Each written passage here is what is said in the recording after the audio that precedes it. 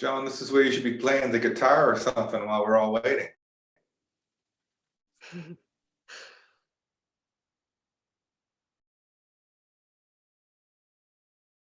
What just happened? Pat is sharing his screen. Oh, because I just sort of. Yeah, things that my screen has changed drastically too. So there we go. There we go. Now we're back. That's better. Yeah. Need to be able to see. I was thinking of setting up a sound system on a little trailer and driving around town playing Bob Marley's "Don't Worry About a Thing," you know, in reggae. Don't worry, be happy. No, that the other one, you know, don't worry about a thing, because every little thing is going to be all right. Oh, screen's moving again. Ooh, all of this. Okay, there's our agenda, which is good to see. But I'm missing Ronnie. He showed up as guest again, Heather, if you can hear me. Just a moment.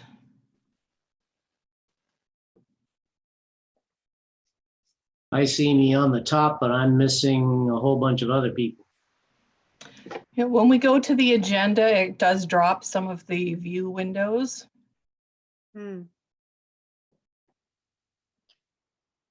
I was able to click on there was an icon for multiple users, and I went from 3 to 6. So I've got everybody now and the agenda. Oh, do you? Yeah. I don't. I only had 3, but then there's up in the top right, there's a little icon with like a Rubik's Cube kind of thing, and that gave me everybody. Oh, we've got a few members of the public starting to join us. Welcome, everybody. And I'm going to turn off my mic. Oops. Okay.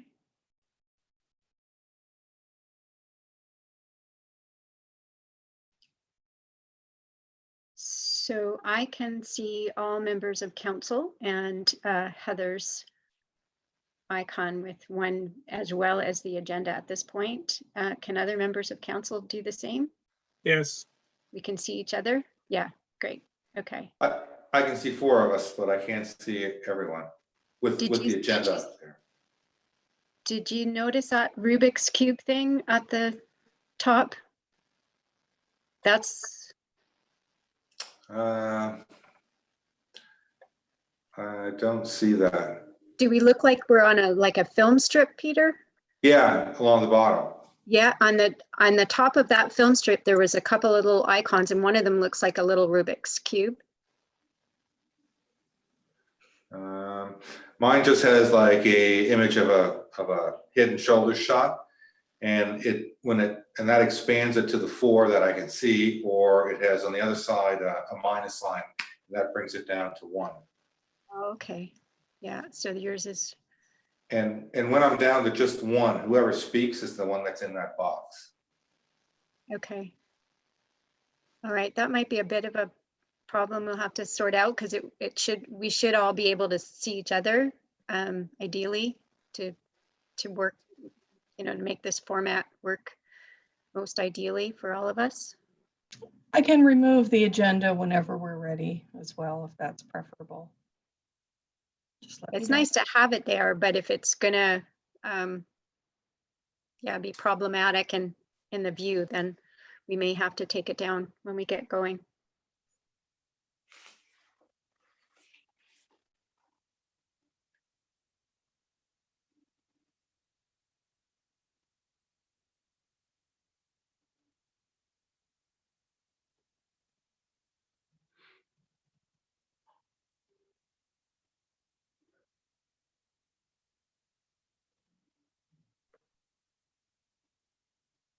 So I've got about a minute too. Heather, should we wait a bit after the 2 to start in?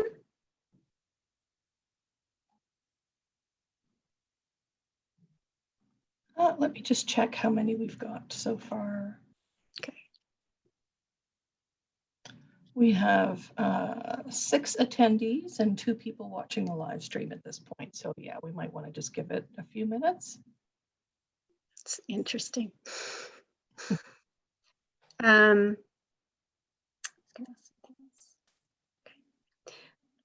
the other question I was just going to ask is, they can log on after we get started or no? Yes, they can. Okay, so we wouldn't be interfering with that by going ahead. Sorry, that's my phone's going off. Let me just turn them off.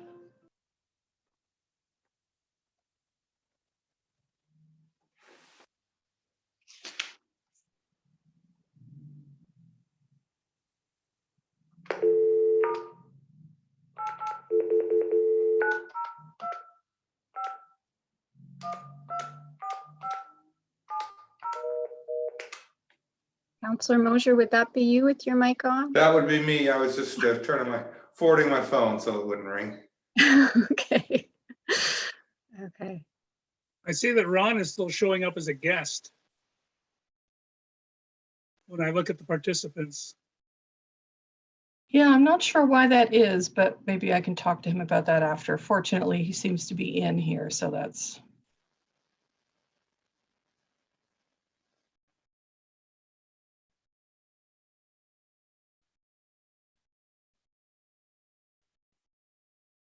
We can see him, presumably we can hear him as well, even though he's listed as a guest. Councillor Bachman, can you say hello Yes. to us? Hello. Yeah, all good.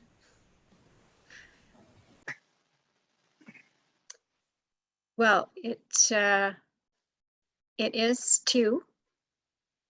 So if all right, Heather, if I go ahead, I'm looking to you for the technical go ahead. Anytime you like. Okay. I'll stop the agenda share so we can see. There. Okay. So welcome everyone. Welcome to other members of council, to staff, and to the general public. I understand there are a few of you listening in as part of this rather historic event, the first video conference public meeting of Lunenburg Town Council today, this afternoon. So welcome to everyone, and I will call this meeting officially to order. And I want to, I guess, acknowledge the reason for this, which I guess maybe goes without saying, but I think because it is a historic occasion, it bears noting that this is actually necessitated by the provincial state of emergency and the fact that we have a pandemic of COVID-19 happening as we speak and continuing ongoing. And as a result of that, we've actually been mandated by the province to meet virtually and not in person. And so it has taken us some time to gear up to do that.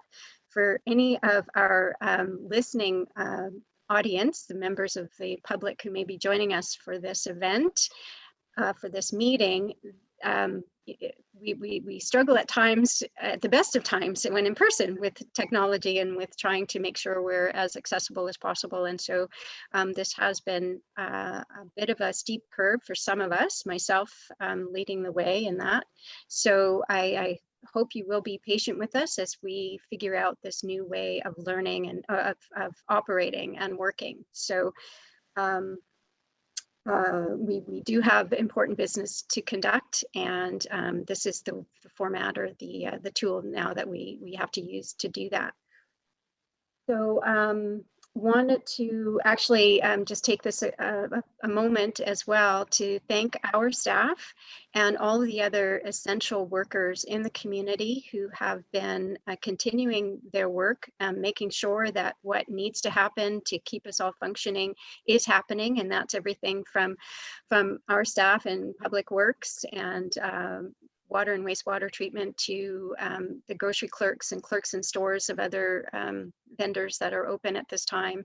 And of course, most especially to our healthcare providers who are prepared to look after all of us, no matter COVID related or not, to make sure we're looked after in this really unusual time. And I'd like to also just thank very quickly the citizens who are abiding by the new restrictions that are upon all of us in this state of public health emergency. And it's very important that you continue to stay tuned in and continue to do what's necessary to mitigate the risk and to overcome the threat of COVID-19. And I think it's actually important also to acknowledge and to note that there are those among us who are suffering financially and emotionally at this time. And I hope that you all, I hope and trust and want to encourage you all to seek the help that is being offered from the many agencies and institutions and informal channels that are open now to offer help to those who are in need. And acknowledge also in saying that our provincial and federal colleagues, levels of government, all levels have shown extraordinary leadership, I think, in this very unprecedented time in our history. So one other thing, I think it's worth noting that in our community, we've experienced what seems to be an unusual number of deaths that are non-COVID related. Very prominent citizens in our community, I've mentioned before, Dr. Harold Pierce and Barbara Swicker, and lately Alvin Falkenham, who is a well-known person to many in this community, and relatives of our own staff. Mrs. Audrey Covey, who passed, and some other younger folks in the community, people I knew who passed well before their time, Joy Thibault and Betty Bush. And so it's really difficult time for many. And when you suffer a loss, it must be incredibly more difficult during this very unusual, difficult time. So our sympathy goes out to all of those who have endured a loss at this time. So we have some very housekeeping notes too that I would just bring to the attention of the people who are joining us remotely and virtually, members of the public, that this is a broadcast only live stream and listen in opportunity. We will have other functions of council, like public hearings that are coming up, where there will be a little bit more of an opportunity for the public to engage with us. And we do have the technology to do that. So that opportunity will be offered when it's appropriate to do so, just like any other council meeting. Unless you're on the agenda, typically the opportunity is there for you to listen in and to witness what the business of council, but it's usually not an interactive experience typically anyway. So hopefully this is helpful and more people will have an opportunity to join in as we all get used to the technology. So I think I've taken enough of the airtime with that opening. So I have called the meeting to order, and the first order of business on our agenda is an approval of the agenda before us, and remind council of the bolded items on the agenda, which are the items of greatest urgency, which we will look to get to in a 2-hour time frame. So note that there is one addition to the bolded items, which we may or may not have all received word up. So yes, Councillor Risser, I think you're going to take us away. So move. Move the approval of the agenda and seconded by the Deputy Mayor. So all in favor of the approval? And I see everyone's hands up. So motion is carried. Thank you very much. And just note that there and I would ask if everyone did receive the late breaking message about the Public Works report with respect to wastewater treatment aeration tank being a priority item that was not bolded when the agenda was circulated. So did you all receive notice of that? Yeah, great. Okay, so we'll carry on with that as we would if it were bolded originally. Thank you very much. And now a motion to approve our council minutes from March 10th and 31st, please. Moved by Councillor Mosier, thank you. Is there a seconder? Councillor Bachman, thank you very much. Any errors or omissions to note or comments? Hearing none, all in favor? And no one else to vote against, so motion is carried and meeting minutes are approved.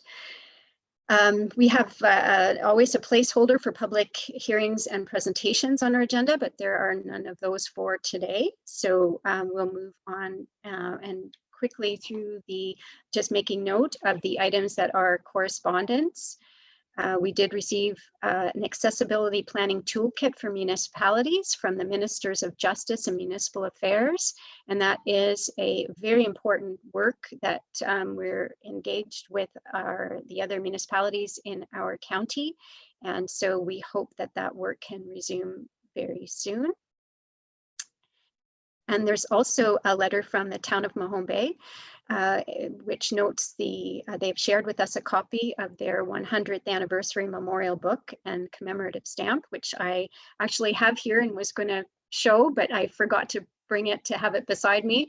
It's a beautiful book, and we offer hearty congratulations to the town of Mahone Bay on their recent celebrations, which I think just recently ended. They were celebrating all of last year up until I think March 31st of this year, the 100th anniversary of their incorporation as a town. And it's a lovely thing that they've done with the production of the memorial book. So I'm happy to share that, and we're looking to see if there's virtual copies that can be shared as well.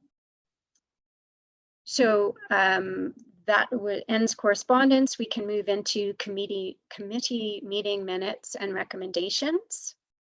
And again, these are all primarily for our information.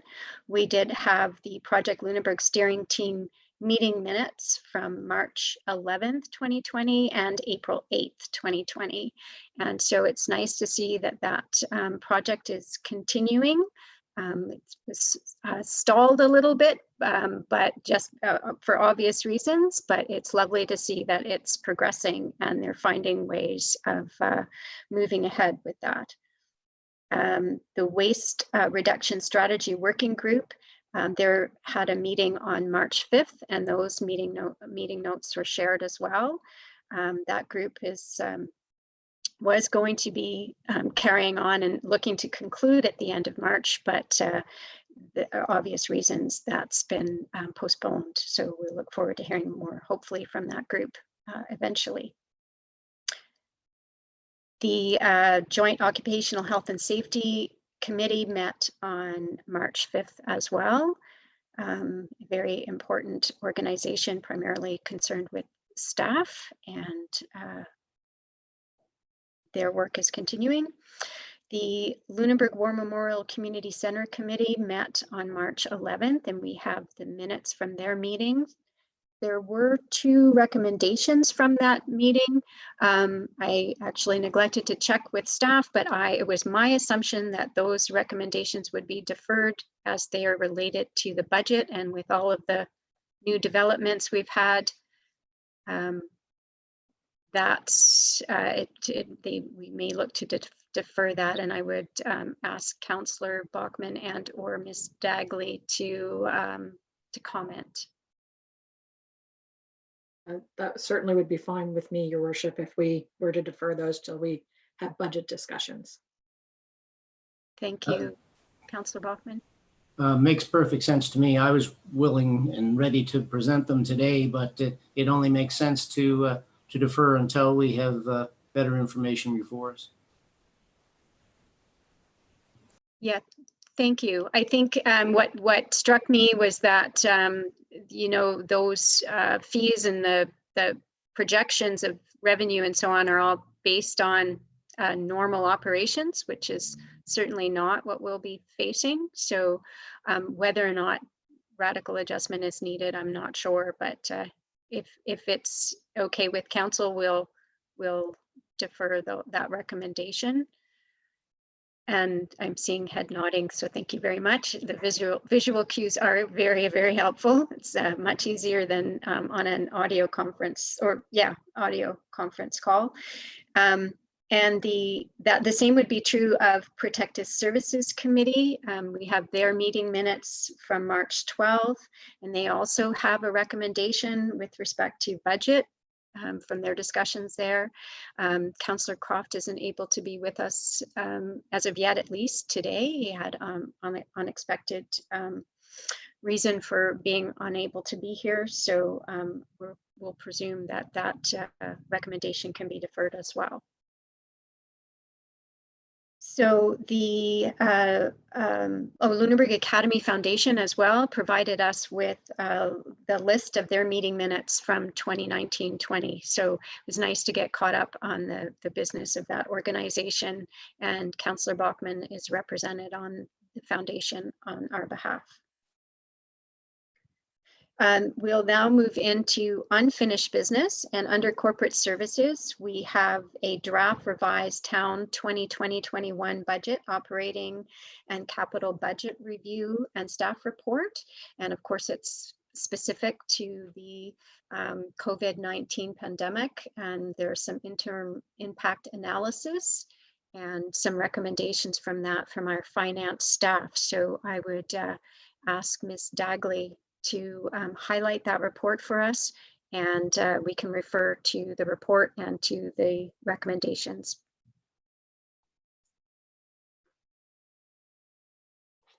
Ms. Dagley, are you? I okay? am. Thanks. I think I'm okay, Your Worship. Thank you. So perhaps what I will do is I'll run through the report and take breaks at particular times if there needs to be discussion, or we can carry on through the entire report and have the discussion at the end, if that works for council. As Mayor Bailey mentioned at the beginning of this meeting in her opening remarks, a lot has changed since council last reviewed the budget, the draft budget for 2020-21 on March the 10th. The COVID crisis has expanded across the country, and Nova Scotia has been under a state of emergency since March 22nd. All managers are currently completing a review of their departmental budgets, and a revised draft budget will be brought forward once that is completed. As a result of these mandatory shutdowns, many businesses and taxpayers are seeking extended payment terms on their property taxes. There are initiatives being undertaken by NSFM and AMA at a provincial level. However, taxpayers are seeking measures now. Per our policy number 66, interim taxes are to be issued and due on May 1st, with interest applied on May 31st if the amount remains unpaid at that time. There are several options contained in the report that council could consider: making no changes and issuing the bills on May 1st, issuing the interim bills on May 1, and either changing the due date or changing the interest application. Or a third option could be to issue the interim bills May 1st and have an application for interest relief. This, of course, would be provide a heavy administrative burden if that was to be brought forward. Staff are recommending that the bills continue to be issued on May 1 with a due date of that same. However, that interest would be deferred up to and including June 30th. I just wanted to make that clear that that was the recommendation in the report. So the next time interest would be applied would be July 31st. We can, if council wishes, stop and deal with individual recommendations, or I can move through the entire report and we can discuss them at the end. I don't know what council's preference would be, Your Worship.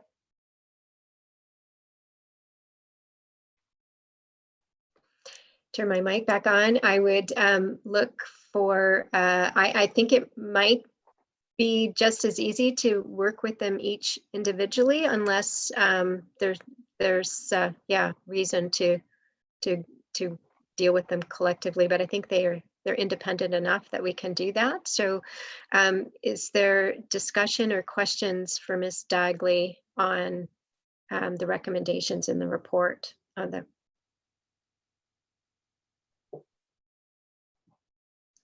Anyone? Yes, okay. Deputy Mayor, go ahead. Your worship, but of the three options, I think the recommendation makes the most sense. As time goes on, we may have to adjust it again, but I think for the moment I would move the recommendation. Thank you. Is there seconded by Councillor Risser? Thanks very much. And it is, oh yes, Councillor Mosier, please go ahead. Well, I'd just like to just confirm with perhaps Lisa. So that includes like the change of the interest rate as well in that recommendation, Lisa? That first, the motion as it's drafted at the end does wrap the two together, though they could certainly be separated.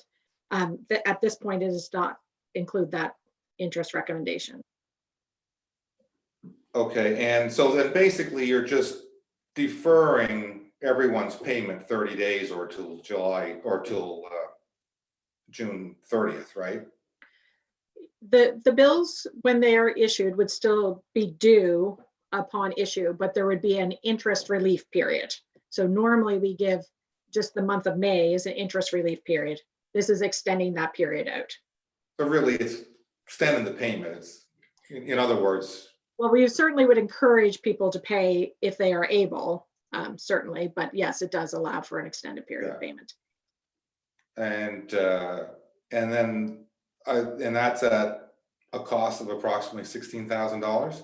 That is correct, yes.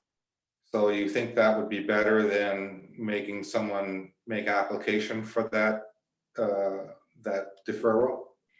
It certainly would be heavy on the administrative side to do an application for individual taxpayers and apply that throughout. I mean, obviously, I don't know the exact numbers of taxpayers that would apply for that relief. But it would have definitely carry a heavy administrative burden. There's no ability for our system just to blanket turn off the interest. So those would have to be dealt with on an individual basis. Okay, so I had another question there and I kind of lost my mind when I was listening to your answer. Councillor Mosier, if it's okay, I'll jump in on that part of your question because I think it's relevant, as was mentioned in the staff report. The AMA and the Nova Scotia Federation of Municipalities is also working for a potential relief program that would be province-wide that we would be obliged to participate in. And in those discussions, it's made very clear that there is a real distinction between a deferral and a interest forgiveness. We don't, as a municipality, have the authority to defer tax payments. So what Ms. Dagley is talking about is actually an interest forgiveness. So we don't want people not to pay their taxes. They are still obliged to pay their taxes. And so that's why we're not offering a deferral. We don't have the authority to, and it's not in our best interest to do. And I think that's kind of what you're thinking, that people won't pay. And we don't want to send the message that we don't want people to pay. We need people to pay. We need that money to operate and to continue to provide essential services. And if everybody we just deferred it and said nobody has to pay their taxes to a later date, then there would be real risk to interruption of service and whatever to the town. So I really wanted to make that distinction because that was discussed at by all of the municipalities and the AMA leadership who are trying to work through something with the province, is that we are not deferring payments. We're just offering forgiveness. And please correct me if I've misspoken any of that, Ms. Dagley. And you may have thought of the second part of your question too. Well, I did, yeah. Okay, well, good. I agree. I don't understand what you're saying, but I suppose that the incentive to pay everyone's tax bill on time by the 30th of May is to penalization of interest. So if that penalization of interest isn't there without making an application for it, I can manage my cash flow better by not paying it right away, sort of thing. And I guess that's my next question to Lisa, like what effect does this have on our cash flow that, potentially, no one would have to pay until the 30th of June. Well, certainly it's hard to know that would be the result, that every tax bill that would go out would not be paid until such time that the interest is case, because that is not generally the case. That even with the May 30th deadline, that there are a fair number of taxpayers who pay the bill as soon as it is issued. There's also the fact that there is at least 15% of the tax bills that are collected through mortgage payments through that they have that as part of their mortgage payment. Those would obviously come through right away as well. So unfortunately, I can't definitively say what amount of taxpayers would defer that for cash flow.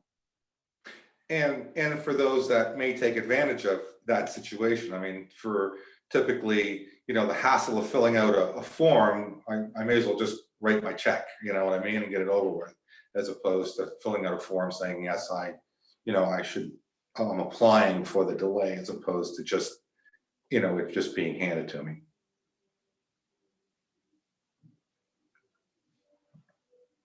Yeah. That's all I really have to mention on that. It's no big swing for me one way or the other. Okay, thanks, Councillor Mosier. And Deputy Mayor McGee, you had wanted to speak. Well, Your Worship, Lisa mentioned it. I was going to mention, I thought she had mentioned 16% of our tax bills are, on mortgage accounts. And I'm assuming the banks would not postpone payment of those for an extra 30 days because they were able to.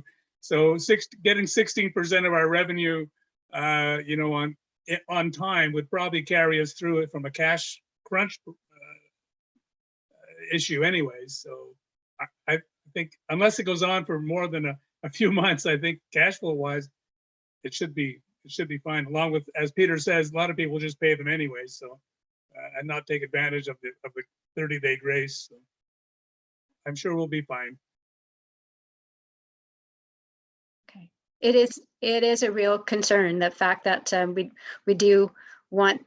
There are those who are struggling, but there are others who are perfectly able to pay the tax bills as they are traditionally due, and so we're not changing the due date, just the forgiveness. So I know it's a distinction in language maybe for some, and the outcome is the same, and they may well take advantage of that, but unfortunately there are those who will always look to take advantage, and we would trust that that people would look to pay when their bills are due.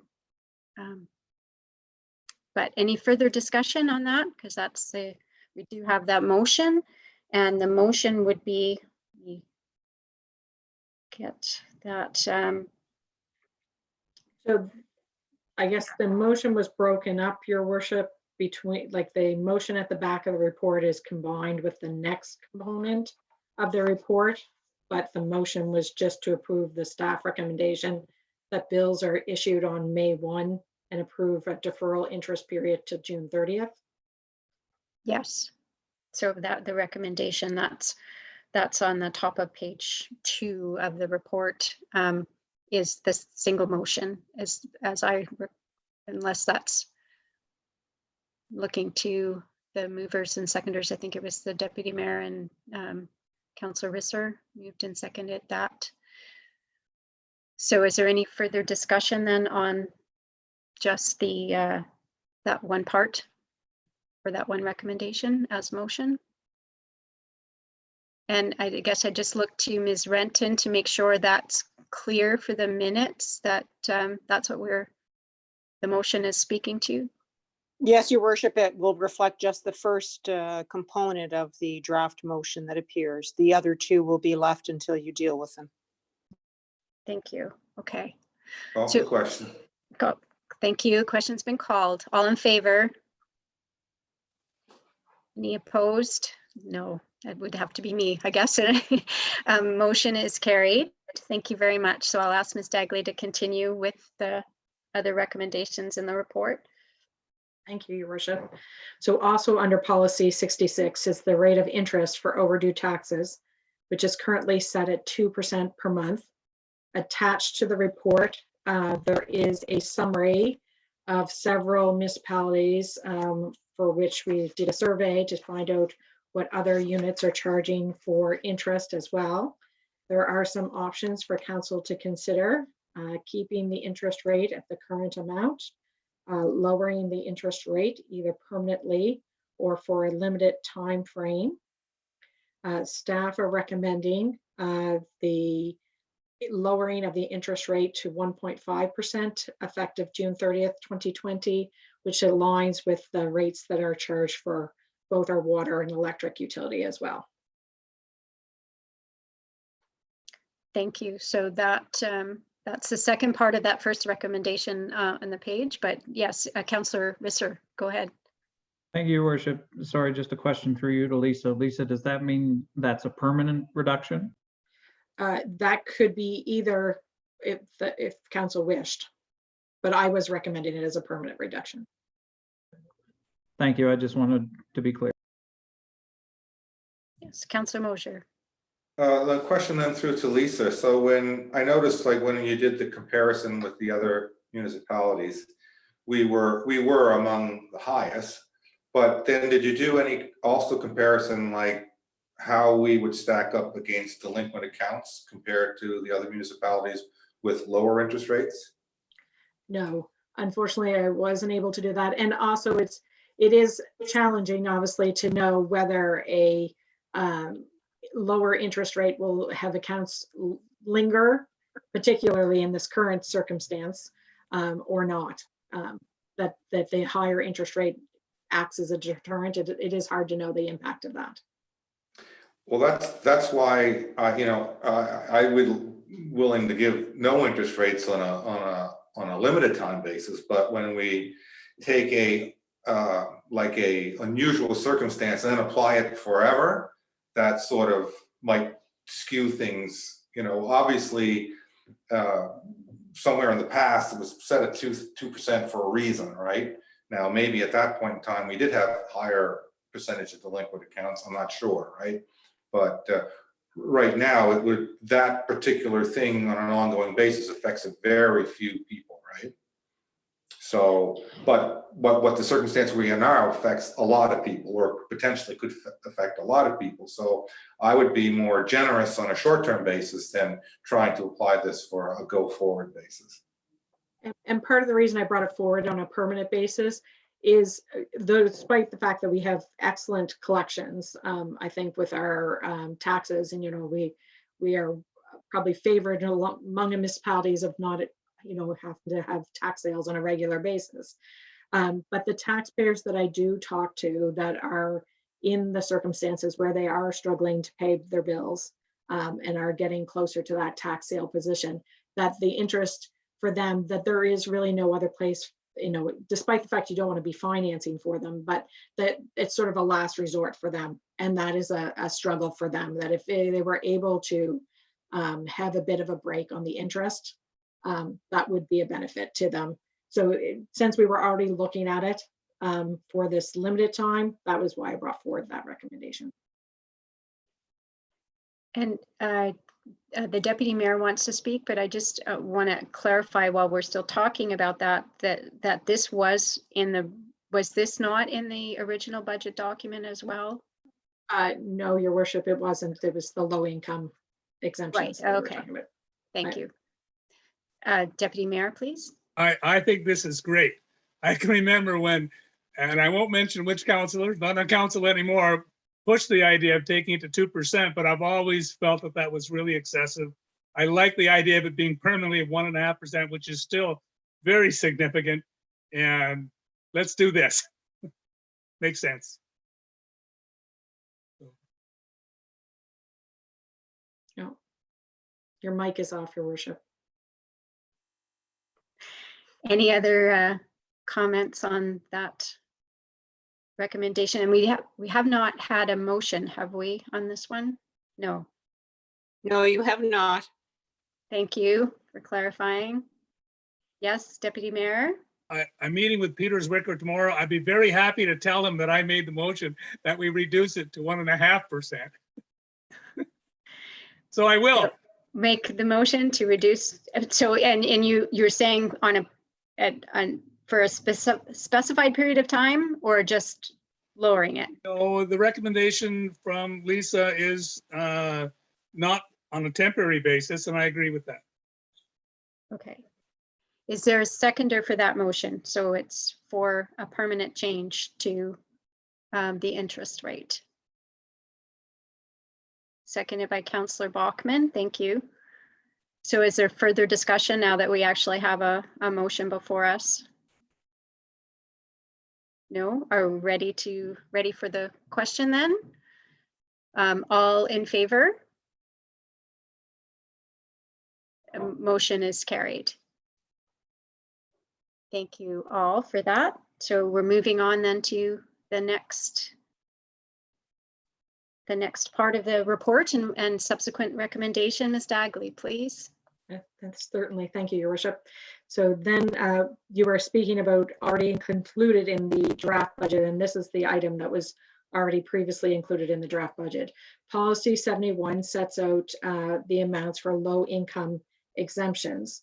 The draft 2021 budget included CPI adjustments for the income levels for these exemptions. It's been a number of years since those income levels have been adjusted. This retroactively goes back and adjusts those for those CPI adjustments over that period of time. I would recommend on a go-forward basis that we annually adjust those at a CPI level. So there are some options for council to consider. Update the policy to include the CPI adjustments as noted, or make no changes to policy 71. And option 3 would request additional changes to policy 71, but obviously that would require, if there were additional changes to that, for staff to do some research on that.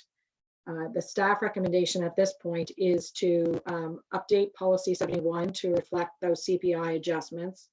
And for this current year, have the applications per the policy due on September 30th. And for this current year only, just because of physical distancing requirements, to eliminate the need for the application to be witnessed by the commissioners of oaths. Okay. Is there anyone able to move or willing at this point to move the recommendation? Yes, Councillor Mosier, so moved. And that's all of the components of that recommendation that update the policy and the short-term changes as well. And Ms. Dagley, I might get you to repeat that. I'm not sure if we have that properly recorded. Sure, Your Worship. Well, I guess some of it is included in the policy. The policy, as it states, is that the applications are due September 30th. So we will still apply that, and that we will adjust for the CPI levels as noted in the revised policy document. And that this, I thought, could just be incorporated in the application form, not as part of the policy, that we would waive the need for a commissioners of oath affidavit for this year's applications. So can we or should we, I guess, wrap that last component, I guess, into this motion? Is that important to do from operations perspective? I think it's just an operational procedure, Okay. Your Worship. Okay, so the main thing is that. So moved by Councillor Mosier then still, and I had both Councillor Bachmann and Councillor Risser raise their hands. I don't know if either of you were going to second that or if you had further comment to make. I would agree to second, but I still think it should probably be two separate motions. One for the update with the CPIs, but then just for clarity's sake, that we don't get confused going forward, to make the application not necessary just for this fiscal year. And is that in the policy, Ms. Dagley, that has to be a commissioner of oaths? Like, is that, can we? I will have to double check that, your worship. Okay, I guess I'm wondering if there's, okay. I'll have to go back for clarity to Councillor Mosier about the motion that you want to make, so I don't put words in your mouth, perhaps I'm trying to clarify. And then we'll go Well, to Councillor Risser. Well, I'm okay with the motion as it stands, as long as it's clearly, you know, it can be clearly stated in the motion. If we want to have one, if we want to separate it, I'm okay with that too. I'm not gonna, you know, Okay. one way or the other, fine. Your worship, it does note under item 4 that there is an affidavit in the policy. So maybe because we'd be going against policy, it should be included in the motion. Yes, I So- would agree. So Councillor Bachmann wasn't keen to second that with the 2 items. Councillor Risser, did you want to jump in, please? Thank you, your worship. Just on a point of order, where this is a policy amendment, wouldn't it require a notice of motion?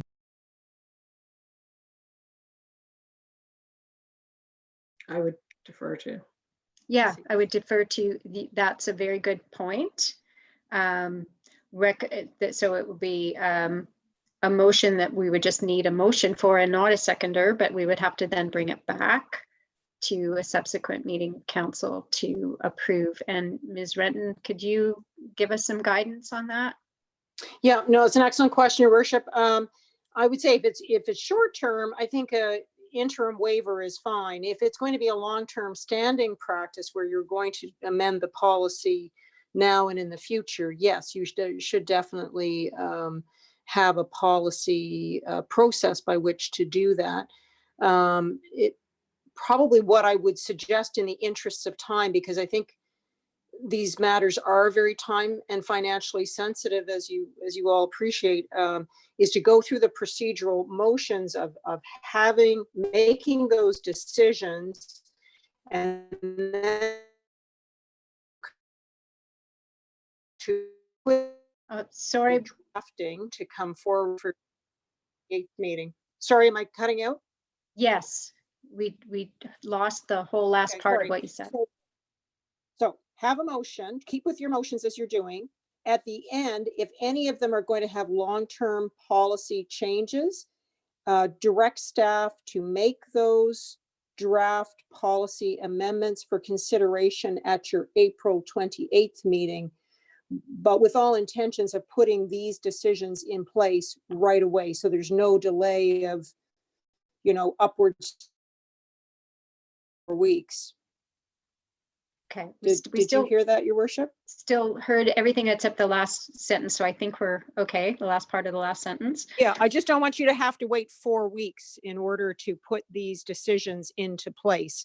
We'll make the policy amendment drafts for you, but not to hold up the implementation of your decisions today by the formality of making longer term policy changes. So then with respect to Councillor Mosier, perhaps you could break it up, because one is a short term, we're going to vote to break with policy by making this short term exemption of a affidavit, which we don't want to change in the future, but we know it's needed now. And then we can have you make a separate motion, if you wouldn't mind, to do the second part, and we can deal with that as we need. Absolutely. So we'll just move the first portion of the recommendation. Okay, thank you. And yes, Councillor Risser, you go ahead. Just second. Seconding it. Okay, great. Thank you. So that's for the policy update to increase the levels. And we have a mover and seconder. Yes, sorry, Councillor Risser. Sorry, your worship. So as I would understand it, increasing the income levels for low-income exemptions, which on substance I'm perfectly in favor of, but that would be a long-term policy amendment where we would actually amend the policy. So what we're talking about right now is a temporary waiver of our existing policy. We'd also need correct me if I'm wrong, notice of motion to amend the policy on a permanent basis. So that was my miscue. I wasn't clear on which part of the motion we were moving, but we're still moving and seconding motions that may be requiring policy amendments to speed up the process. But we need to be clear on which motion we're voting on in proper sequence. So the update to policy 71 is the one that was permanently changing the policy going forward to increase the low income exemptions by CPI adjustments annually. So if that's not what you were seconding, so you were seconding the short term. I'm happy to second either. I just want to make sure we get it right from a procedural perspective. Okay. So.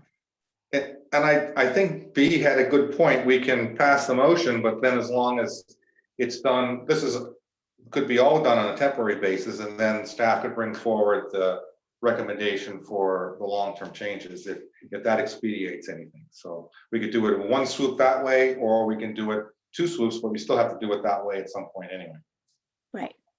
So I think what's important for us today is just make sure we have council's consent through motion to go ahead with changes, whether they be short-term or longer term impacts to the policy. We just need to separate out so that it's easier for staff to deal with when we get to the administration of that.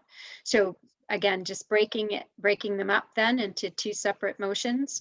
I had stated that the first one was to the change of a policy change that's looking to be a more permanent solution or more permanent change to policy 17 to increase income levels for low income exemptions by CPI adjustments. So I'd like that to be the one we vote on first. And so moved and seconded by Councillors Mosier and Risser. So do we have any further discussion on that CPI adjustment? Okay, all in favor? No one's opposed, so motion is carried. And then so the second part of that is just the operational because of the pandemic, the change to policy for operations perspective of not requiring a signed affidavit. Is that the right? That is correct, Your Worship. Signed affidavit. So again, Councillor Mosier is good to move. Yeah. And Councillor Risser is good to second. Any further discussion on that part of the recommendation? All in favor? No one's opposed. Motion is carried. Thank you very much. Okay, and there was one further part of the report. There is, Your Worship. It's a matter of our water and electric utilities. We have waived the interest for both of those during the month of April, and to bring these in line to match up with the tax waiving of interest that we should seek to have that waived for the month of May, and I possibly should have suggested June as well, and seek the NSURB's approval of the same. Great. Thank you for that. Discussion or anyone ready to move the recommendation? Or yes, Councillor Risser moving? Yes, I'll move the recommendation, including the month of June. Great, thank you. So adding one more month, just have some consistency to the operation. Yes, seconding. Yes, perfect. We're getting hand signals involved. That's great. Thank you very much. Moved by Councillor Risser, seconded by the Deputy Mayor. Any further discussion on this recommendation? Yes, Councillor Mosier. Well, I do have a question. So you say seek, NSU ARB approval. So is this something that we are able to do as a municipality? Yes, it is, and it probably should have been sought before we waived the April interest, but the board has been approving these as a matter of course for municipalities. during this current circumstance. And these are waived, not deferred? We would not charge interest during those periods of time. That's so it's not, they would not be charged later, that they would have an interest period, a free period. Yeah, okay, good. Okay. And in no way defers their bills that they. Yeah, everyone still owes their electric bill. So that one was moved and seconded as well, right? We had the, so is there any further discussion? And Ms. Renton, are you able to keep up? Yes, I giving am. you You're enough right. cues? Thank you. Okay, Yeah. great, thank you. All in favor? Any opposed? Motion is carried. Thank you very much. Perhaps just a couple more comments, if I may, Your Worship, Yes, please do. regarding the budget. So I just, there was one last item on just the top of page 3. So I just wanted to bring that to council's attention. That as noted in the report, that the and staff have been advised until the 2021 budget is approved, that they are to expend only those funds that are necessary to provide essential municipal services. And that is a deviation from our budget policy, which would allow for purchases at the previous year service level until such time the budget was approved. But just with the current circumstances, I felt that that was a necessary direction to staff. Thank you very much for that update and that further information. I think that's appreciated that action's been taken by our staff, given the uncertainty of what we're dealing with. So. And perhaps if I may, Your Worship, just about the budget and the budget schedule. So obviously today actually was our day. We were scheduled to approve the 2021 budget. So we've obviously got a little derailed, but the staff's plan are to bring forward a document for council to have a review of at the next council meeting on April 28th. And at that time, we'll bring sort of a revised schedule for your consideration as well. But there are 2 items that Public Works is seeking pre-approved capital items for the water utility. They're sort of wrapped up all with this report, Your Worship, if you'd like us to move to those. Oh, yes. Yes, please do. So there is sort of at the back of this report, there was a 4-page capital budget for the water utility. It is there are 2 items that are highlighted in yellow that Public Works is seeking pre-approval on. One is the roads improvements at the intake house for $10,000, and the other is for pump hose repairs for $4,000, both of which will be funded from the water utilities depreciation reserves.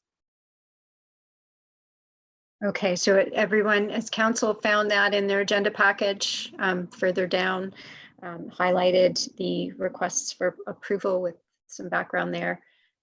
So is there anyone that would want to move that, and moved by Councillor Bachmann? And I can't see Councillor Mosier in this version of the screen. I'll So- vocal. I'll second it. Okay, thank you. Okay, moved by Councillor Bachmann, seconded by Councillor Mosier, the pre-approval for the road improvement to Intake House Road. Did I get that right? Any further discussion on that? Ready for the question? All in favor? Any opposed? Motion's carried. Thank you very much. It's important work. And then there is another bit of work that needs our pre-approval. So do you want to describe that as well, Ms. Dagley? So the first motion was just for the road improvement at the intake. The second is for some repairs at the pump house at Dares Lake for $4,000. Right, so yes, pump house, Dares Lake, steel beam repair and gutter installation. So there a mover for that as well? Councillor Bachman, seconded by Councillor Risser. Thank you. Any other questions? It's all fairly straightforward, very vital to our operations. So I guess I shouldn't provide editorial comment on that, but all in favor? Any opposed? Thank you. Motion's carried, and Public Works can get on with that work. Thank you very much.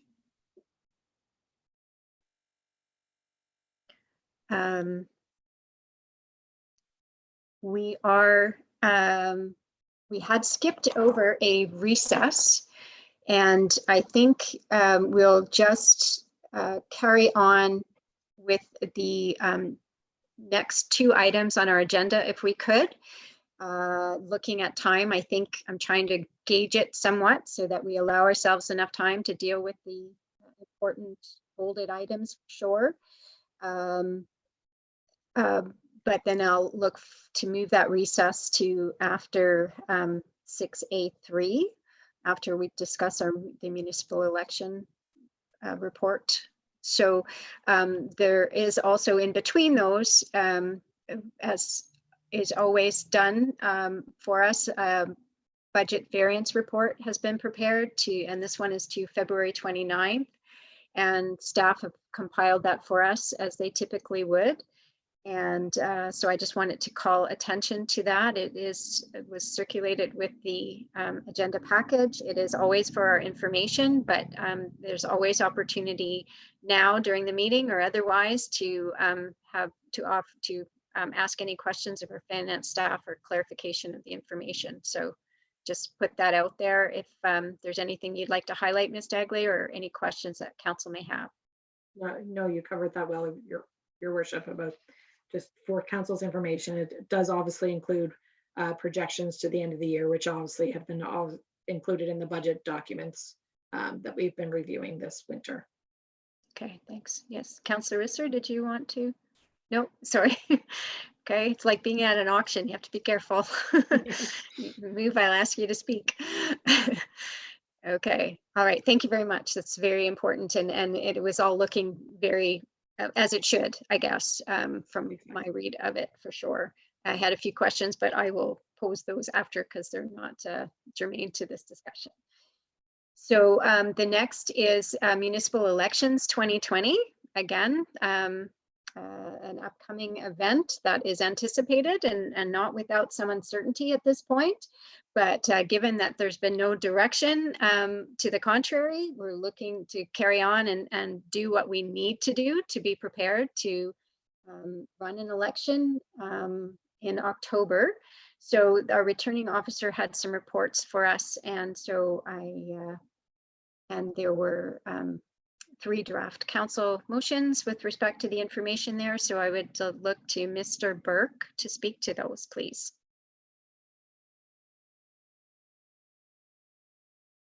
Thank you, Your Worship. There are 3 resolutions to go before council. The first is appointing the assistant returning officers, and there is a resolution before council to appoint B. Renton and Heather McCollum as assistant returning officers for the town of Lunenburg. So could we have someone move that resolution, please? We're trying to scroll through it on our screen there for us to appoint Ms. Renton and Ms. McCallum to the positions of assistant returning officers for the town of Lunenburg, and that resolution is on the screen for everyone to see.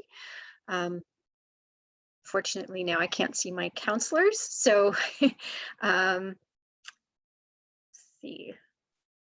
There we go. Councillor Bachman, are you moving the resolution? Yes, and Councillor Mosier seconding it. Thank you very much.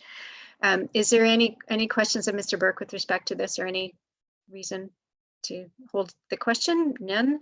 So the question has been called. All in favor? Your worship, who seconded that? Your voice cut out. I apologize. Oh, so it was Councillor Mosier. Am I Thank you. right? Yes. Yes, Councillor Bachman, Councillor Mosier. And the motion was carried. So Mr. Burke, the second resolution.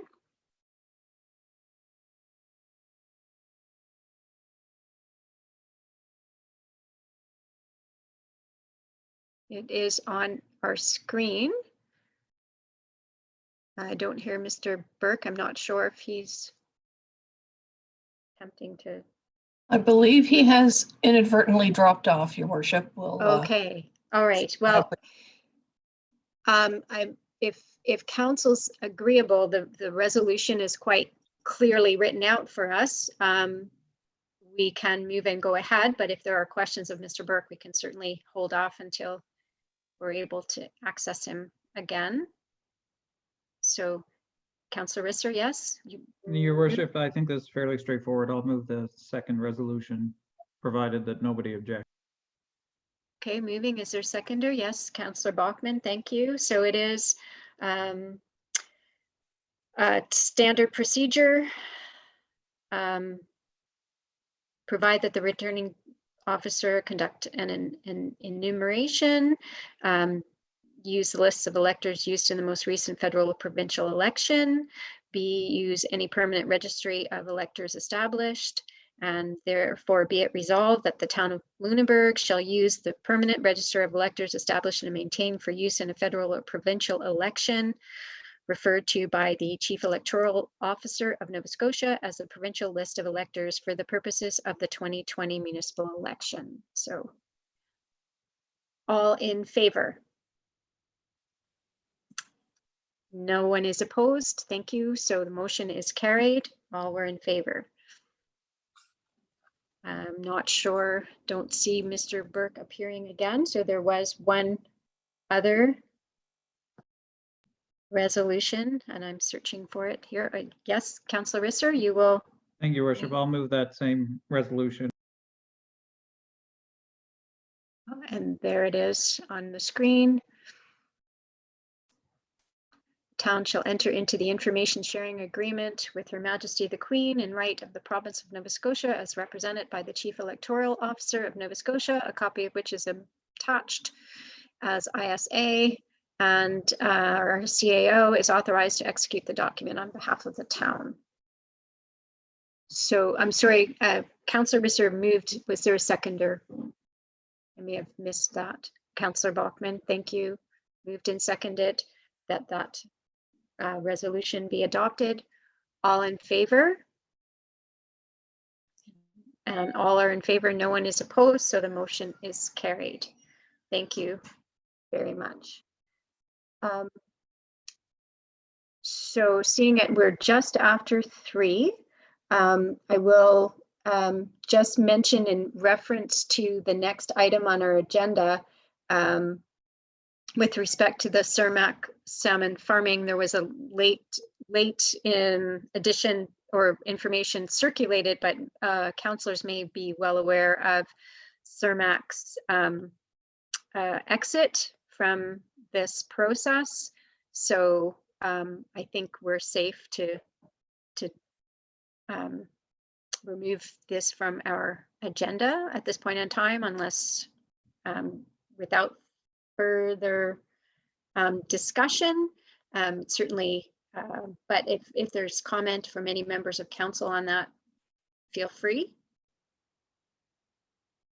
But I don't see any indication, so we'll assume that issue is being resolved, and we can move on with the rest of our agenda. But I would suggest that we do take a brief recess at this point in time.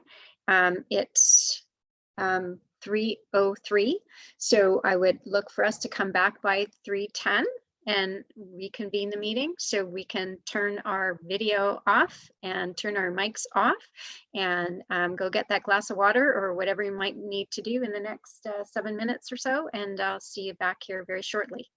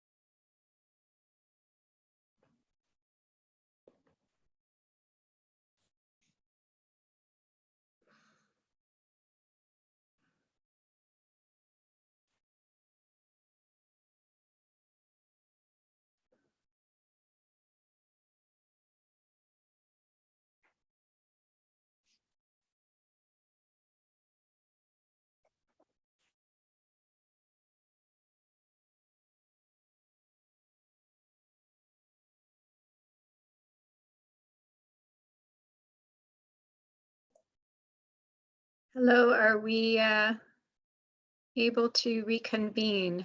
Not sure if everybody's back with us.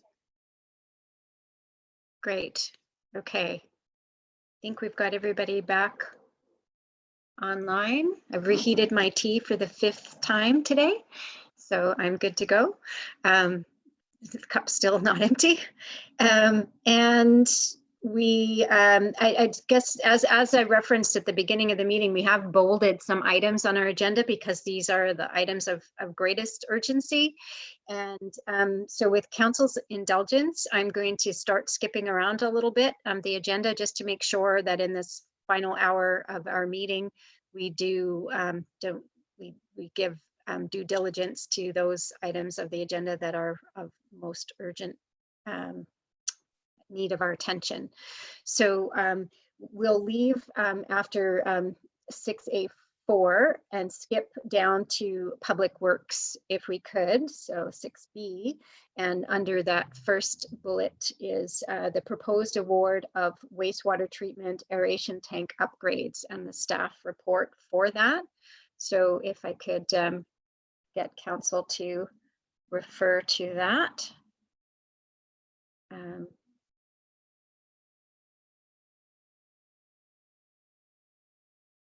I somehow lost my agenda in that. There we go. So, and we have Mr. Tillard with us today, thankfully, to answer any questions we may have about this report and the recommendation provided. Mr. Tillard, would you like to speak to the report and offer an overview or highlights of the information contained in it, please? Yeah, thank you, Your Worship. Obviously, the numbers are substantially higher than what is budgeted. I'm looking into the basis of that budget, but I don't really have answers for that at this point. What we do know is that, well, first of all, I guess we should say this project is quite vital. I think this will go a long way to easing our concerns around issues we come across in the summer with odors, etc. That's generally due to a lack of performance of those aeration tanks is one of the main causes. The numbers are based on a schedule that is pretty well a schedule that we propose to the Department of Environment, who then would agree that while we're doing this work, that we can overflow into the harbor. So we obviously try to keep that schedule as short as possible, which we've done. So that's one of the drivers in the cost. I do believe that there's probably been some underestimation on the constrictions that they're going to be faced, and now that's going to be obviously worse with the current conditions and with COVID-19. That while they're working in the space, they're constricted, so it's not the most efficient of work spaces to work in. And I do believe they've got some underestimation around the material costs, and I don't know that for a fact, but the my understanding is that there's a lot of stainless steel in this project materials being used to promote longevity, and which is the right thing to do. But I think the cost of that has varied quite a bit, and when they did the estimate compared to when it was bid, there's probably some might be some substantial cost differential there as well. So I think those are the key drivers on the cost differential. I think we're all pretty familiar with the need for the project, but I'm happy to answer any questions. Thanks very much, Mr. Tillard. Are there questions from members of council? Mr. Tillard on this. There, now we can see you better. Right. I know Councillor Bachman has one. I was just going to say, I think that you can't overstate the importance of getting this work done. It's going to be probably even more challenging, as you mentioned, during this period of time where working in any environment can be a challenge, but they're particularly so. But I think whatever we can do, it's important to get done. So Councillor Bachman, you had questions? Yeah, I think the work's very necessary and should be done as soon as possible. Just wondering, there isn't a possibility for any government funding on this, or have we got any already? Is there anything that we could actually sort of pre-approve and get done and then apply for afterwards as part of our upgrade? Looks like this is something that, if, going back to the old option 1 and 2, would be part of our upgrade anyway, but just wondering if there's any way to pull on some government funding to help us out with this. Your worship, I think that's a question for Lisa. Yes, I was just, if you would want me to jump in there, your worship. Please do. So I guess at this point, Councillor Bachman, we are using $200,000 of gas tax to fund this project, which was the initial hope that that would cover the whole project. And that's why there hadn't been any sourcing for another source, because we'd already had that funding in place. Unfortunately, at this point, no, I don't think there would be an option for the balance that we are now looking for the overage for funding. Any other questions about that? And I did question when I was going through the report too.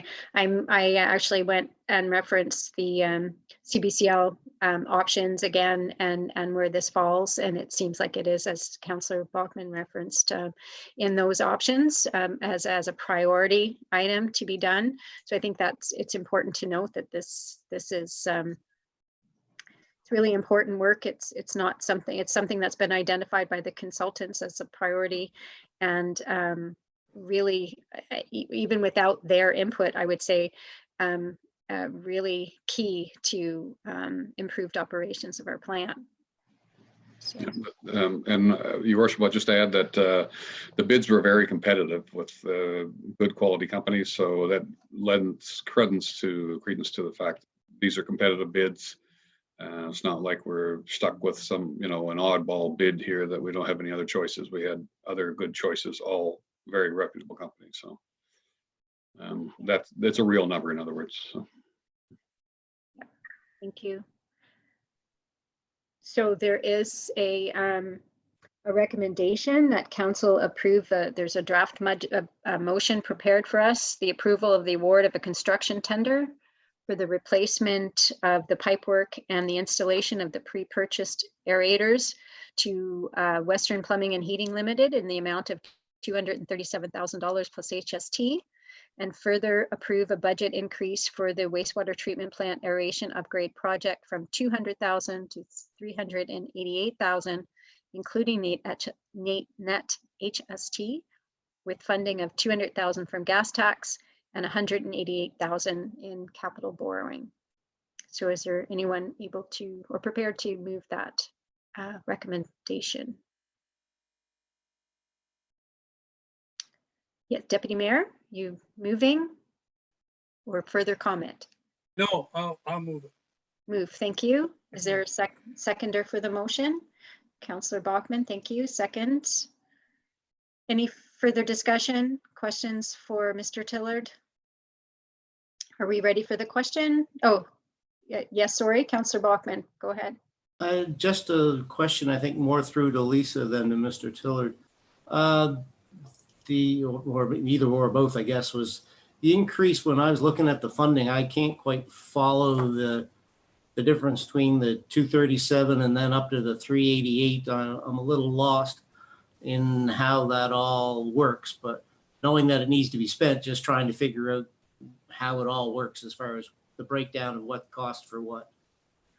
So certainly, Councillor Bachman, perhaps if you want to turn to the very last page of the report, there are several components to this project.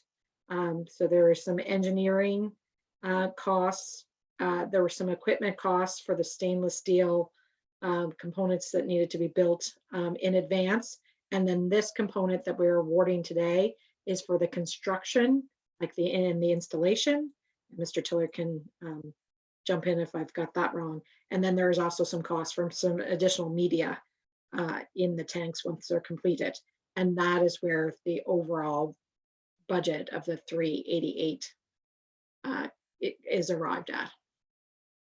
So this is only one component, although it's one of the larger components of the project. Yeah, and I could just add, Your Worship, that there's also a 15% contingency in here, which is higher than we would normally recommend. The work is fairly straightforward, but I won't say anything that I'm hopeful that we won't chew into that very much, but because of the current conditions, we don't really know what we're faced with in terms of work productivity. Sure.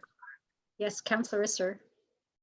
Thank you, Your Worship. Through you to Mr. Tillard. Ian, I'm just wondering, what impact would this have on our long-term plant upgrade process in terms of the number of options, which we haven't landed on one yet, as far as I'm aware? Yeah. Would this close anything off? Would this have us duplicating spending? What's the long-term net impact? Your Worship,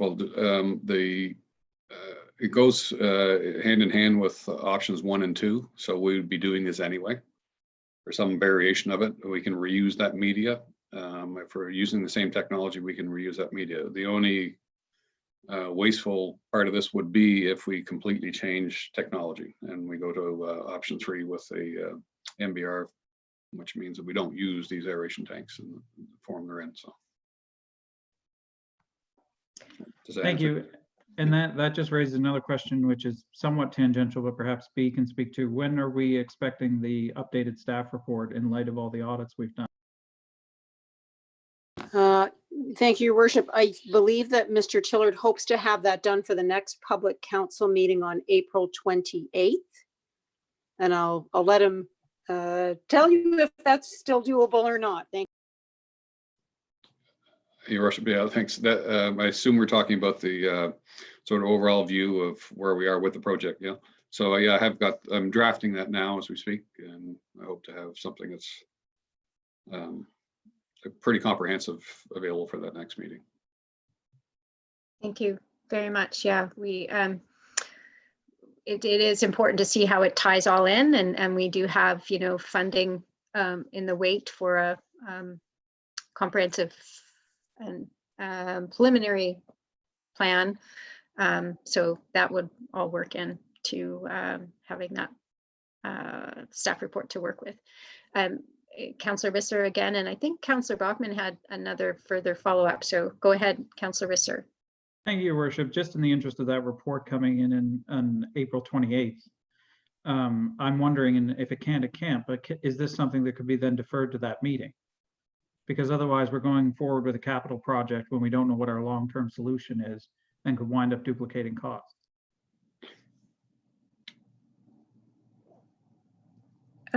Yeah, are you able to respond to that, Mr. Tillard? How? Yeah, I'm sorry, I was just, Your Worship, just kind of thinking through the timelines here. I'm not, the only danger might be there in the material delivery. I'll have to check on that, what we would expect for material deliveries. It is stainless steel, so it's not necessarily something that's immediately at hand, a lot of the piping. And that might cause, the whole intent here was to get this thing finished by, something like the 1st of June, thereabouts. So if there's a problem with material deliveries, that will kick that back further into the summer. So I can check on that and advise on that if you wish. Okay. Your Worship, if I may, it's B. Yes, go ahead. Yeah, I am concerned, though, Your Worship, that regardless of what option 1, 2, 3, with or without an outfall extension, Your Worship, that this work is still very much needed to make. B, we can't hear you. Conditions. B, I'm sorry. Oh, geez. Okay. We're not hearing you. You keep dying out. Okay, I'm going to try the headset. Okay. Sorry, Your Worship. Is that any better? Much. Oh, I apologize. Yeah, I've got 3 devices going, so and needing to charge the battery. No, Your Worship, just wanted to mention that regardless of what option, and that would include the outfall extension possibility that I know Council is very, very interested in, as well as our. In order to maintain current levels and tank upgrades. They are critical to the daily operation now and for the immediate future. And realizing that the provincial funding only takes us to a pre-designed concept of whatever option is selected. So there could be several years out in design, engineering, tendering, and construction of any of those options before we're able to actually put in place any new potential treatment technology. So we have to get these aeration tanks up and running, particularly before the warm summer months. And we know what that often means in the sewage treatment world. Thank you, Worship, and I apologize about the audio. Okay, we did lose a word or two, but I think everyone got the gist of what B had said. Councillor Bachman, and then I'm not, Councillor Mosier, had you signaled to speak as well? Yes, okay, so Councillor Bachman, did you have Yeah, I guess follow-up? just going back and doing a little more of the math in my head after looking at it. So with the design and the product costing of materials and everything was slightly under the $200,000 mark. And then the implementation phase to actually install what we've already paid for is around the 237, which takes us to the total of the 388. That is correct, Councillor Bob. Okay, thank you very much. Okay, thanks for that. And Councillor Mosier. Well, I just want to kind of go back to Councillor Bachman's point on funding. I mean, this is something that we normally would not have too much, trouble, having been able to attain funding for, and where our gas tax is so flexible on what we can spend it on. I'm just kind of questioning why we wouldn't be more specific with this. So I would say that, if I may, Your Worship, my apologies, that initially when the project was thought to be, we had received in a second allotment of gas tax in that year, and we had allotted that for this very critical project, as B has mentioned. It is unfortunate that now that we're at the end stage of this to implement it, that there is an overage. But it will, if you were to go out and try to seek funding for this at this point, this will not be happening this summer.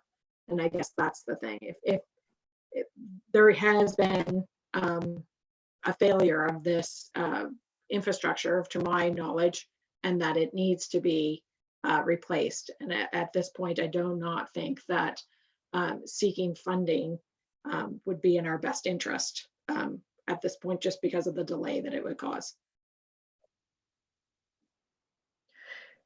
And I would just further comment on that. I think to provide some comfort to members of council that gas tax is a funding stream, and it's you're not likely to be able to compile or lay on one level of funding after another. So we are getting a significant amount of this particular project covered with other sources of funding. So I think that's a positive thing, and the fact that we're having to expend more to complete the project further is unfortunate, but we have accessed and availed ourselves of other sources of funding for this particular project, and there's other funding sources awaiting other phases of upgrades to the facility. So it's not as though I don't think it's a real missed opportunity, which seems to be some of the sentiment that's being expressed. And I look for your guidance on where we are with this. Was there a motion formally made on I this? think the deputy mayor moved and Councillor Bachman seconded. Yes, thank you. What I thought, but needed the confirmation. So For the question? Are we ready for the question? I am not seeing any indications to the contrary. So all in favor, signal. Yeah. Q. No one else to vote. So no one is opposed, and the motion is carried as per the recommendation. So thank you very much for that. It's really is a project that needs to be done to ensure that we can continue to meet our obligations and operating requirements. So next, I'm going to again ask for just jump again to the next bolded item on our agenda, just to ensure we get where we need to be. And this is a short and sweet one, I think. It's just really a statement under new business and under corporate services number 2. Just a confirmation of next council dates, meeting dates, and public hearing dates, so that we can affirm that this is how we're moving forward, and the public is fully apprised of what's going to happen in the weeks to come. So our next public council meeting dates are Tuesdays at 2, and the next public meeting will be on April 28th. 2 weeks from now, to consider the draft 2021 town budget. And as Ms. Dagley referenced earlier, that'll be the focus of that meeting, although there may be other business that we'll tend to as well. May 5th will be a public meeting, but also the opportunity for ABCO public hearing with respect to a planning amendment application. Council will meet again on May 12th, and that will be our opportunity to consider the submissions received through the public hearing process, which will be an extension of our virtual meeting format that we have today to enable some people to weigh in, and that's at the May 5th meeting.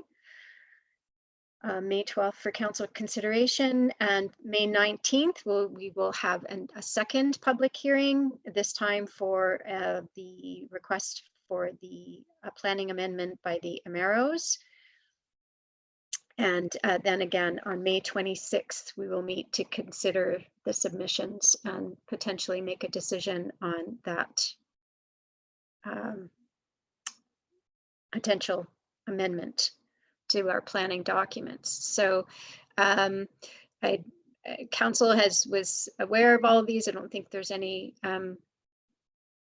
need for formal motion, just affirmation just through review of that information to make sure everybody's fully apprised of where we are moving and what we'll be doing in the next few weeks, and how we're going to deal with the business we need to deal with that's pending.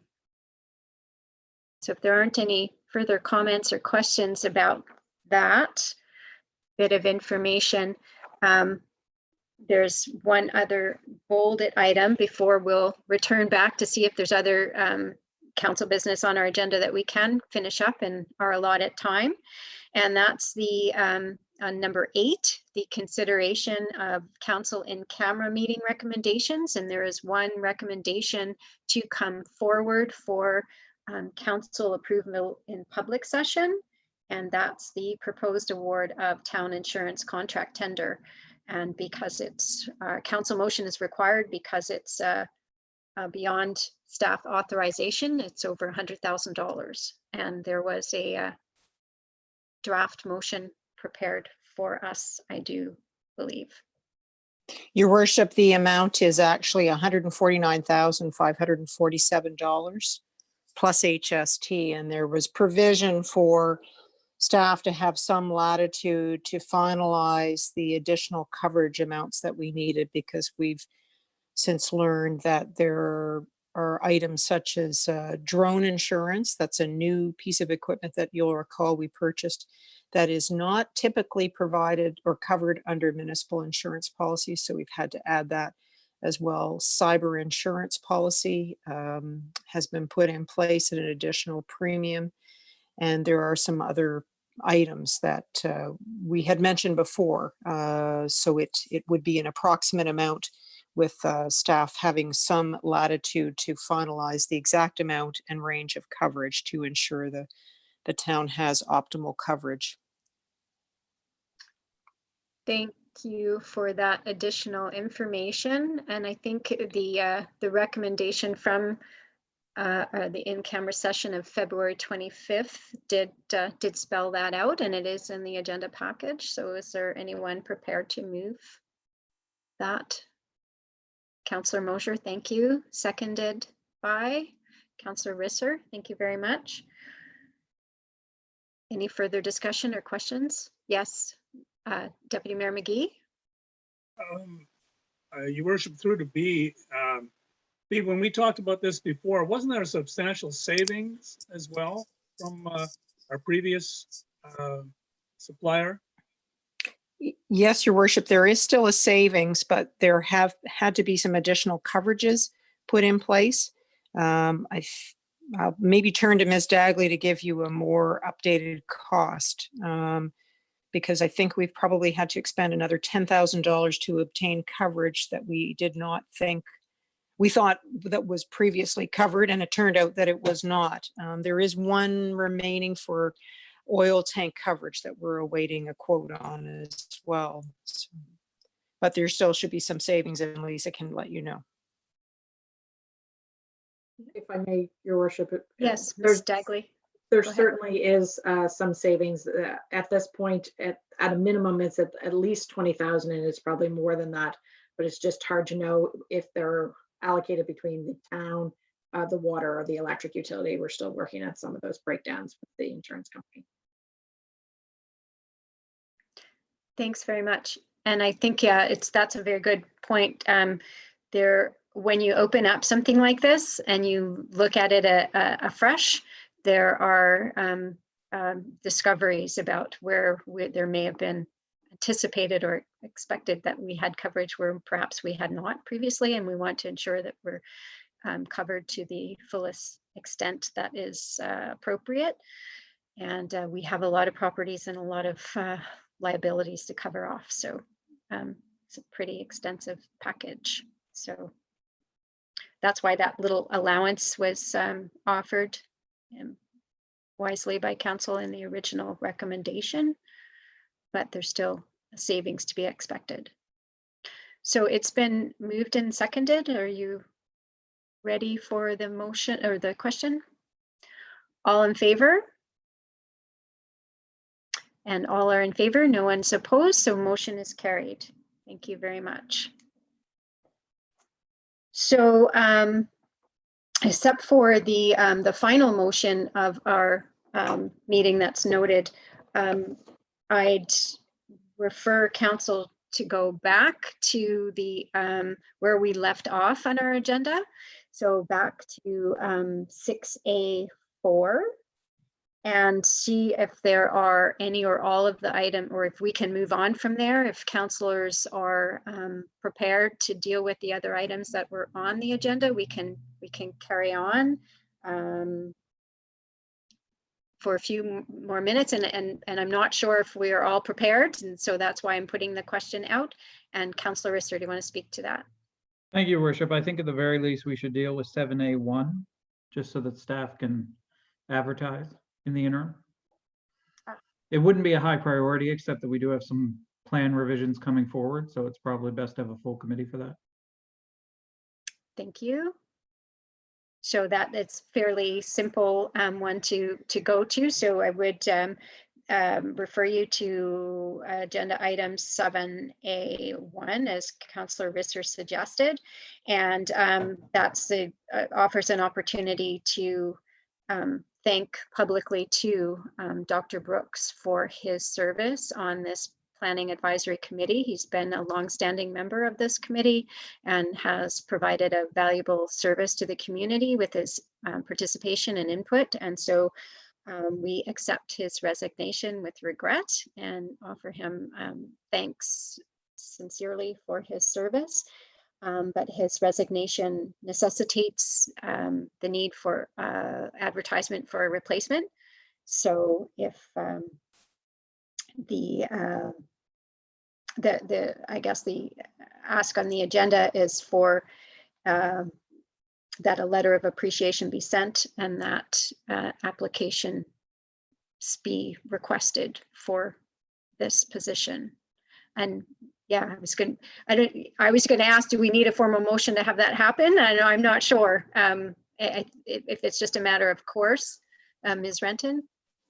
Well, a motion is always in order, your worship, and it could be a combination of those two items that we can quickly Okay. draft for you. Thank you. Councillor Risser, Sorry, I was just laughing because I knew that's what B was going to say. So moved. moved by Councillor Risser. Is there a seconder? Councillor Mosher, thank you very much. Any further discussion required? All in favor? All are in favor, no one's opposed, so the motion is carried and the letter of appreciation shall be sent and an advertisement be placed for replacement. Thank you very much. So again, there are other things on the agenda that were noted. Are we able to carry on with another? We've got about 20 minutes remaining.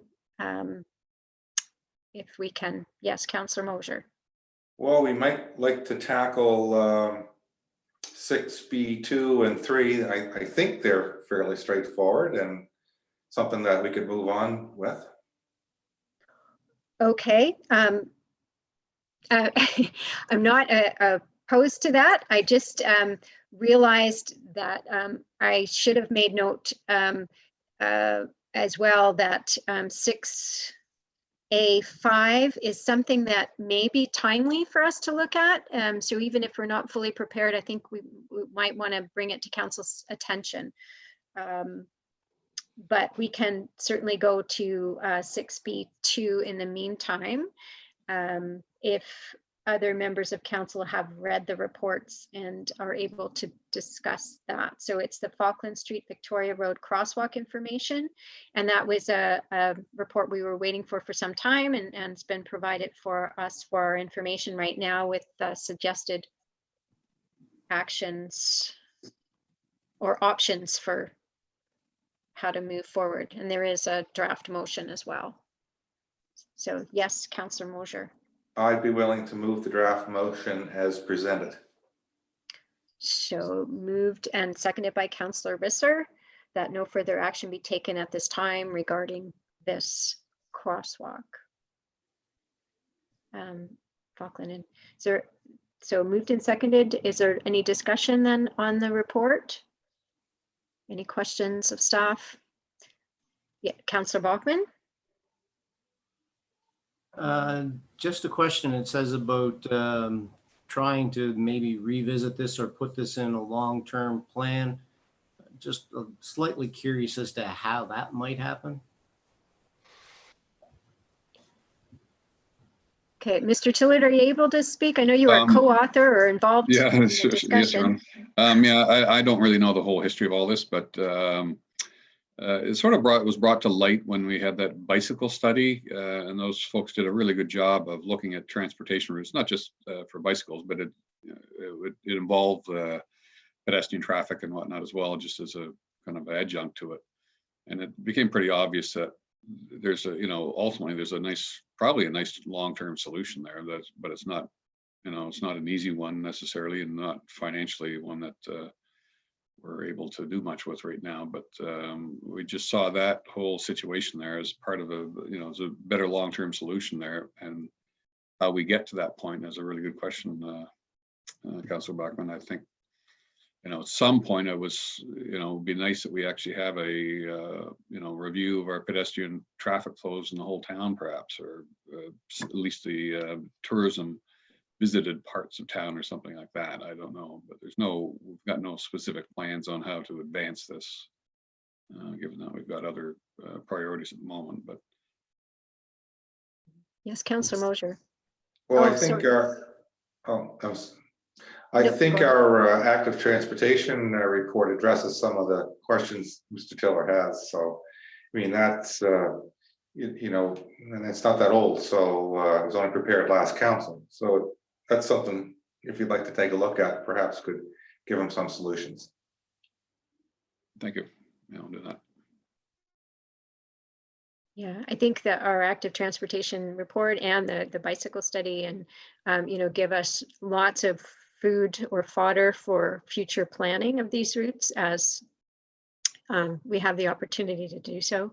So I think that's wise, and I guess we put our faith in staff and keeping those documents close at hand when they have putting forth longer term capital improvements and infrastructure changes to the community, and also a comprehensive community plan.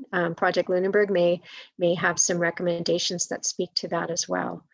But you know, as I think staff concluded in the recommendation and has been put forth in the motion, that really isn't anything we need or need to be or can do at this point in time. So is there are okay to go ahead with the question then? All in favor of the motion? Any opposed? I think I saw Councillor Visser's hand go up. I wasn't. Yes. In No favor, one's not in opposed. opposition, yeah. Yeah. No opposition, and the motion is carried. Thanks very much.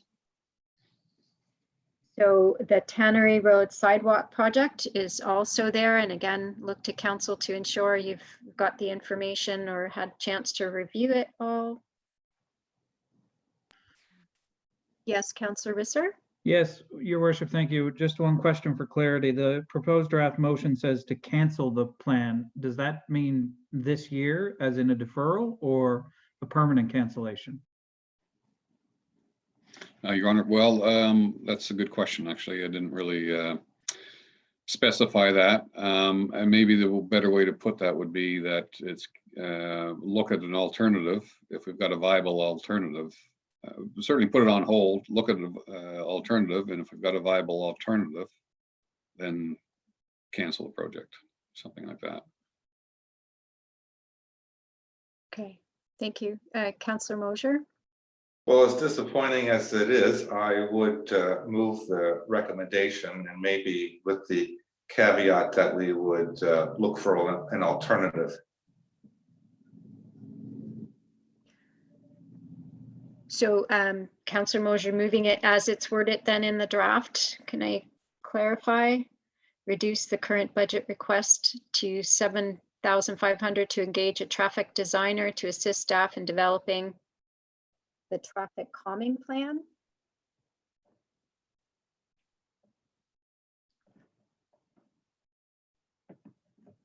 Sorry, I missed, is that, you are moving the motion as it was written, Councillor Mosier, or? Yeah, I guess I didn't have it quite in front of me. I remember reading it earlier, and I'm not so sure the part about engaging a traffic designer is warranted at this point in time. We've spent, I think, a fair bit of money on this already, and kind of come up without a solution. So I don't know. I don't know if we're even prepared, you know, to go with any recommendations from, you know, from that particular study. So I would make the motion, and but I wouldn't include reduce the current budget request for the $7,500 to engage the traffic designer. So councillors, if I can clarify or confirm, the motion by Councillor Mosier is to cancel the existing planned project for the Tannery Road sidewalk and instruct town staff to develop an alternative plan of traffic calming to present it to council at a future date. Period. That should be adequate. Yes. So, is there a seconder for that motion?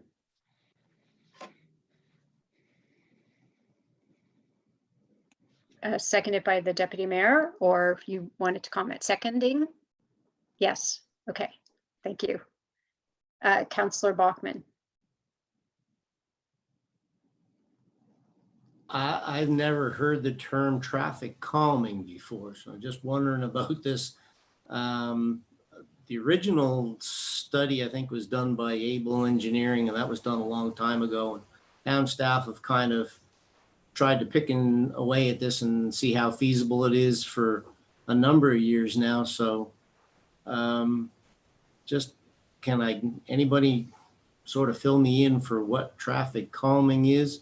there's a fair bit of traffic on that road now, and some of it is not all that slow. So wondering how you could calm it to make it sort of more user-friendly without actually having a sidewalk or designated lanes. That would mean widening the surface anyway. So I'm a little confused as to how we can calm the traffic without actually putting something in place to get people out of the way. Are you able to comment on that, Mr. Tiller? Did that? Certainly, Your Worship. I'm just looking back through the document there. Yeah, so traffic calming I'm certainly no expert on this.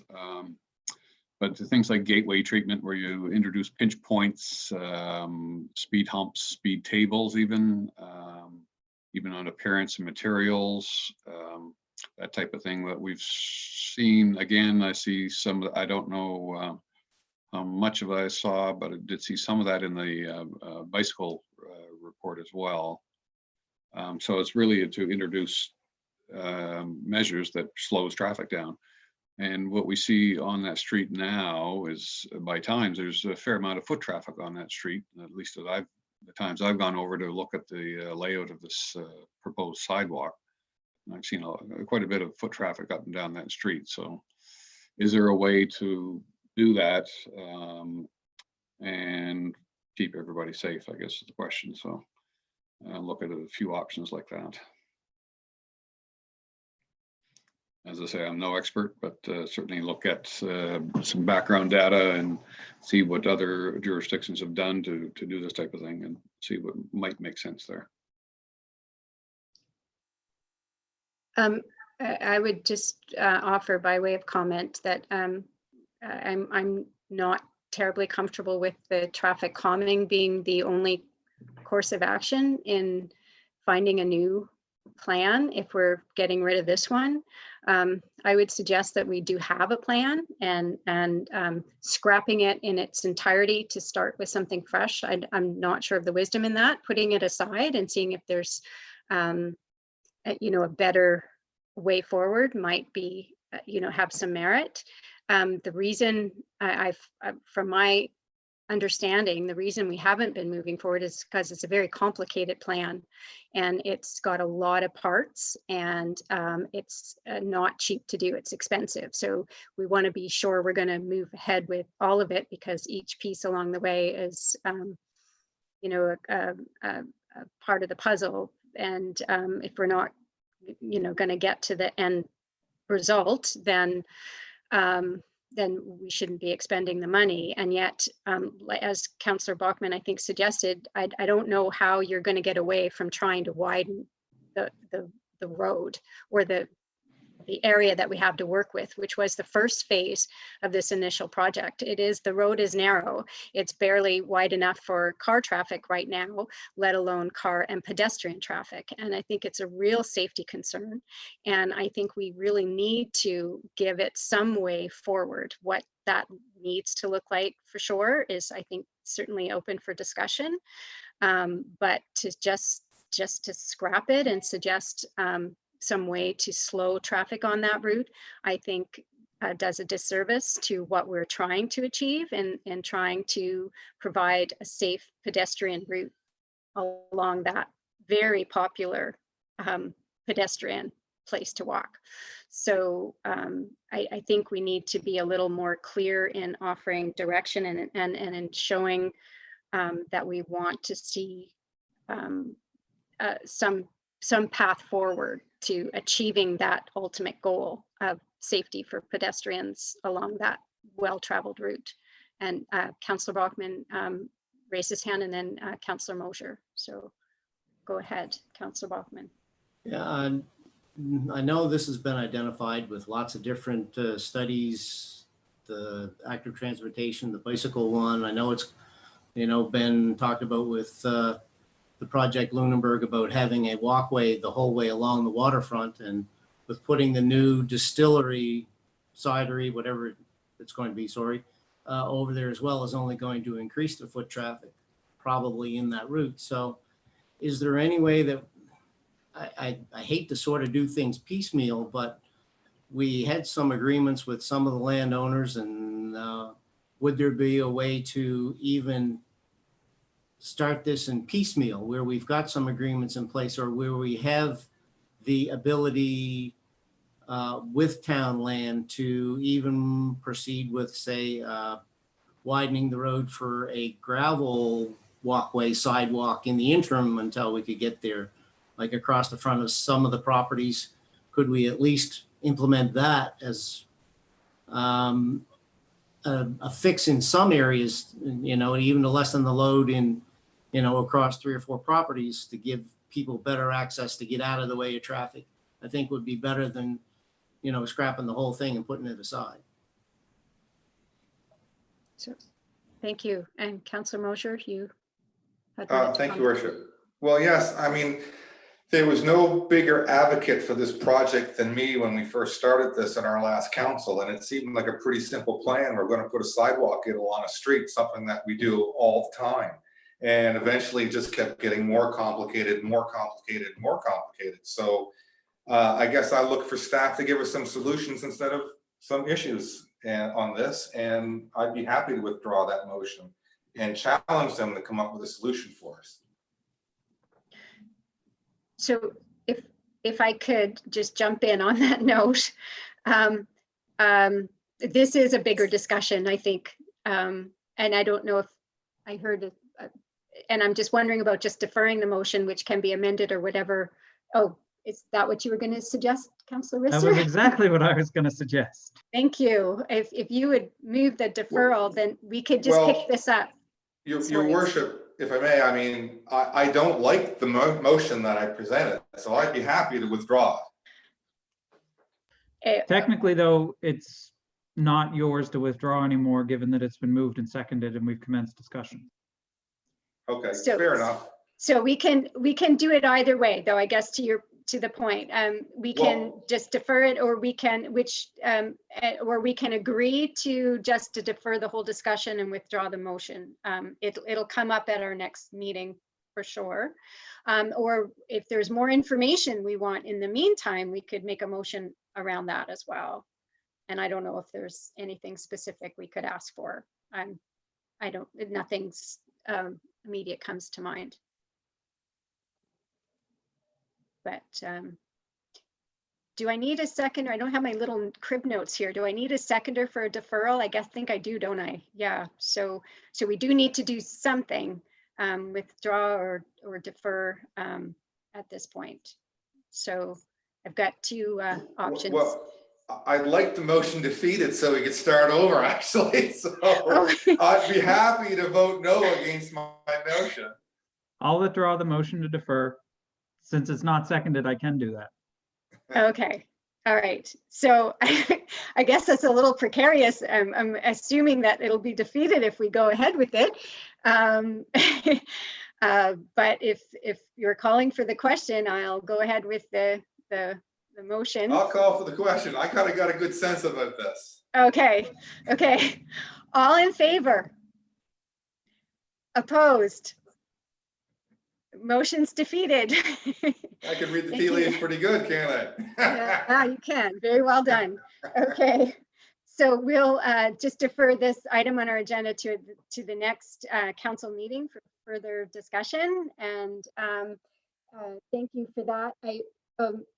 Councillor Risser, did you have further comment on that? Just given the hour, I'm thinking maybe a motion to adjourn might be in order. Well, I just wanted to reference that one agenda item I referenced before, if I could, and then we'll move to that next point of adjournment. And so just to call your attention back to 6.5, and it's just with respect to the proposed provincial amendments to the Nova Scotia Building Code. And this is regulations regarding public accessible washrooms in restaurants. And this was something that I believe was raised to us as a area of concern some time ago by Mr. McDonald in our planning department.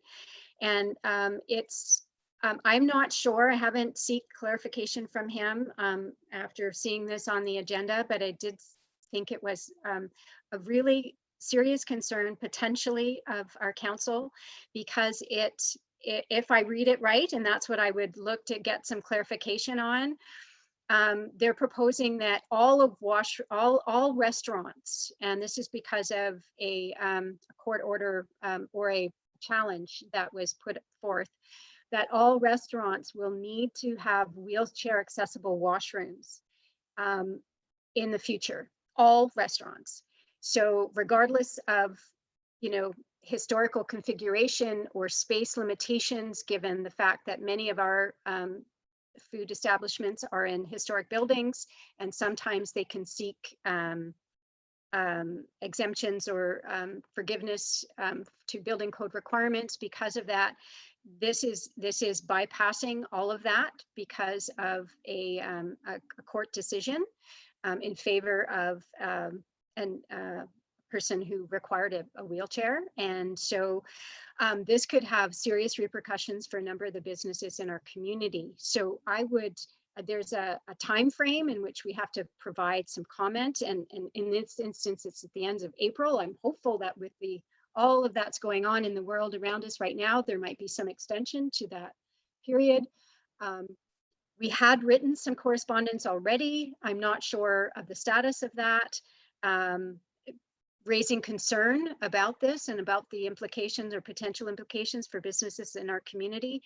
But I just wanted to raise that flag with council right now.